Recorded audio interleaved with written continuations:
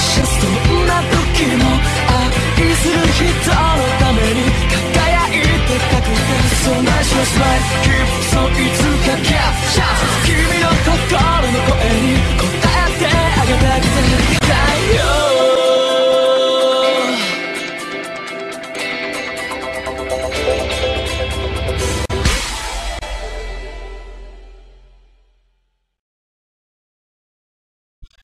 Second day off from work, and my parents are calling me like crazy to come over to their house and help them move some furniture and stuff around. So I think I'm just going to narrate this really quickly before I go. And by the time I come back, this video should be fully rendered. Anyway, what is happening, YouTubers? Good day today. S4J finally back again, bringing you the coolest battles of yesterday and today. And first and foremost, before I begin this battle's narrative, I want to thank Gangsta and Super Mario Poke for taking the time out of their busy schedules, or whatever they do with their time, and making me, you know, the character ROM hacks, which goes to Gangsta Bean, which credibility goes to Gangsta Bina, and the Pokemon color hacks, which you'll see in future videos, and credibility goes to Super Mario Poke for that. So thank you guys, I really appreciate that, and you guys are super amazing, and I'll keep advertising you guys. It was just crazy. Thank you very much. Anyway, this battle is completely old, and I'm having trouble remembering, as I had this battle I think like 2 weeks ago or something like that. I had a lot of battles I haven't gotten the chance to narrate because of my own busy schedule and things like that. I'm kind of behind, but anyway, he has a Celebi at the moment, right? And I'm thinking like, okay, pursuit, switch out. Damn it, I risked him having to hit him power fire because I'm quad weak to fire type moves, meaning I'm bugging steel type, but he switches, which tells me he doesn't have the fire type. Oh my gosh, that would have been an awesome kill right there, considering that I am choice banded, but unfortunately, I got fully paralyzed, and that's not going to happen at the moment. I go into Deoxys after he sets up Stealth Rock. He hits me with the Earth Power as I set up Spikes. Luckily for me, I do have the red card, and also he missed-sabbed, and he doesn't have Sheer Force. He has Poison Point, which is kind of hilarious. So it's like his attacks won't necessarily do as much as they would do given the 1.5 boost that he will have having that ability. So it's great on my behalf, actually, the Trick Room dissipated, and I'm like, wow, getting hit with a super hard Choice Specs Hydro Pump. Did not expect that from that monkey there. Actually expected like maybe leftovers or life orb or something like that. So I'm thinking like, all this time, Deoxys defense could take that, no problem. I'm just gonna recycle and the next turn recover, but that doesn't happen. I get so spooked out that I switch out into Dust Clouds, which is kind of stupid because I should have just let Deoxys die. Then afterwards bring in Dust Clouds instead of Trick Room and then go for the Pain Split. I mean, it's a high probability of him not being able to hit all 4 of Hydro Pumps in a row. I mean, I don't hit 2 in a row. So come on, if my opponent hits 4 in a row, I'm calling shenanigans, seriously. But anyway, on the switch out to his Nidoqueen, I get fully paralyzed again as I go for the return, thinking that he still has, you know, he still has Altaria, things like that left over. I don't think Escavascular has a access to rock type moves or whatever. I don't think I'm packing any. I don't remember. You know, I seriously play this game, like I will play this game or whatever, and after I complete like 1 or 2 battles, I don't double check nothing, son.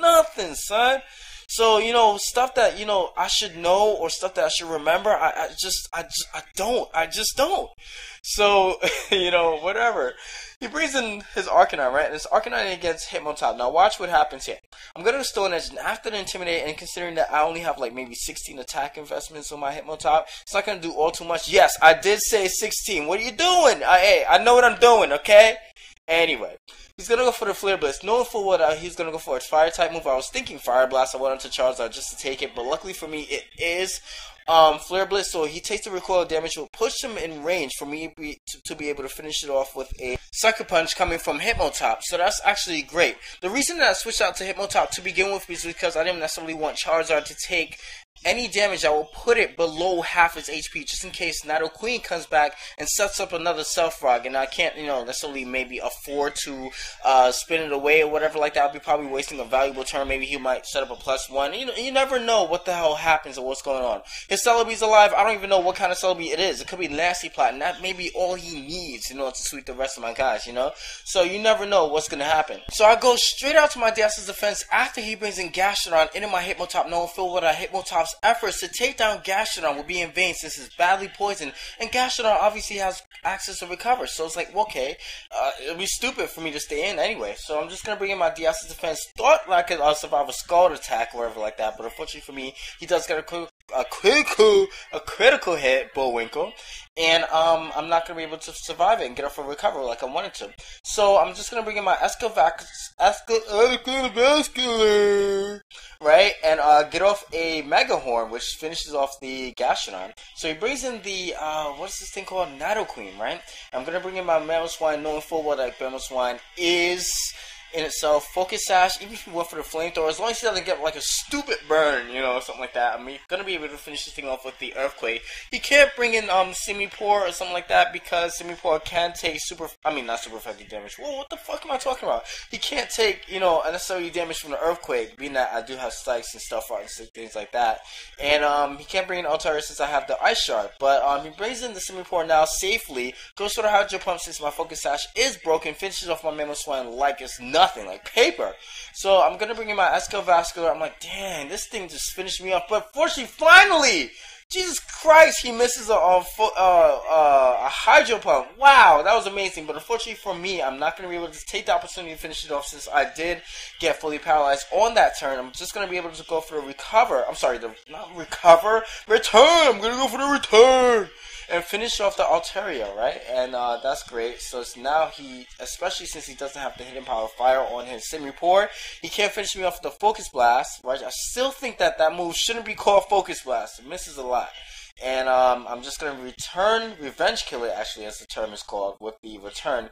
Only has the Celebi left. I'm locked on to return. Doesn't necessarily make sense for me to switch out, so I'm just going to stay in with the Escavascular. This thing should have been finished off a long time ago, and I predicted Pursuit, but unfortunately, whatever. Anyway, I do have my Charizard. If it does happen to win the speed tie, I am faster. He can't kill me off, and this is weird. That significance of him, if he went for Stealth Rock on that turn, me taking the half amount of HP would have paid off if I didn't switch out earlier on with the Arcanine with the extreme speed. So that was definitely a great game, viewers. I definitely did have a lot of. Alright, so I took like 10 takes trying to perfect a Mario voice for the start of this Pokemon minigame nostalgia. But I was like, yeah, after listening to myself a few times, I'm like, it's not that funny. But anyway, we're here with our rival for Pokemon Gold and actually this is Crystal because the sprites move. So we're here, right? He's gonna start off with his Haunter. Did you see that dialogue at the beginning of this battle? He sounded like a kid. He's like, I'm here looking for legendary Pokemon. They're not here. It's your fault. Duh. And we're here with Haunter, right? He uses Curse. Duh. He uses Curse. And look at me. I go for a stupid move too. I'm like, you think I played this game for like 3 years and I go for the Ice Punch? Yeah, Ice Punch's stab on the Crocodile. Amazing. Did you see that animation? It was completely amazing, yo. I don't care what Sarah B or Smorgon says. Yo. Ice Punch is stabbed on a water Pokemon. Says I, the omnipotent being. Anyway, I finished off the Haunter, right? Enough foolishness. I finished off the Haunter, and I like how I begin to analyze these things like it's a small gun, you know, like I'm facing against a small gun or something like that. It's like, hey, he's gonna bring in his Magnemite, but should I switch out or should I just go straight for the Ice Punch, you know, predicting to switch out and something? No! It's a game, it's a simulator. It doesn't predict anything. But anyway, his Magnemite's gonna miss the Supersonic. Ha ha ha ha! Ah, you're dumb. How do you miss a voice attack? But anyway, I'd like to put on something about Gen 2 that I found completely funny when I was a noob, right? It's just that whenever I looked at the attack animations, like say Magnitude for instance, no, not the guy Magnitude, but the move Magnitude, right? It's just that the rocks fell down, and I thought it was a rock type move. Well, I remember one time I did Magnitude on a Pokemon. I can't remember what it was. I remember I did it once. It said not very effective, and I completely thought that my game was broken. I took it out, I blew it, and you know how Nintendo games, you gotta blow it or whatever. So I took it out, I blew it, I put it back in, and I'm like, you know something. I don't get it. Like, my game is broken. So, true story, I gave that game away, and I gave it away because this guy kept asking me for it, so I thought it was broken. So I thought I was doing them kind of a disservice. I thought I was getting away with murder by giving away a broken game since things were not very effective or whatever like that. Seriously, true story.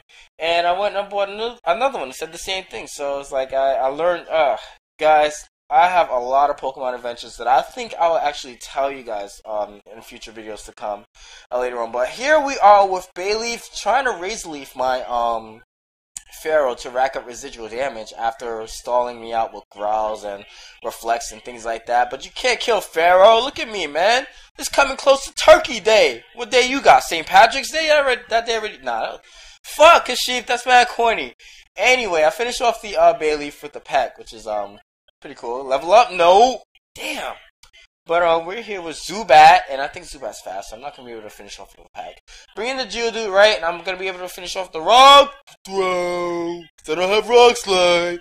So, viewers, if you had a lot of fun, don't forget to rate, comment, subscribe again. And peace, what you doing? I'm mad dumb, yo. Don't pay me any mind, I'm just trolling.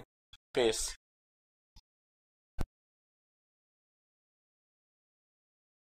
So, like, oh my god, like, what's going on with S4J? Like, what's wrong with him? Like, how could he, like, leave a video playing, and he, like, say anything? Then he, like, do the same thing on his PMP video? Like, he is so rude. Like, oh my god, I'm, like, so unsubbing him.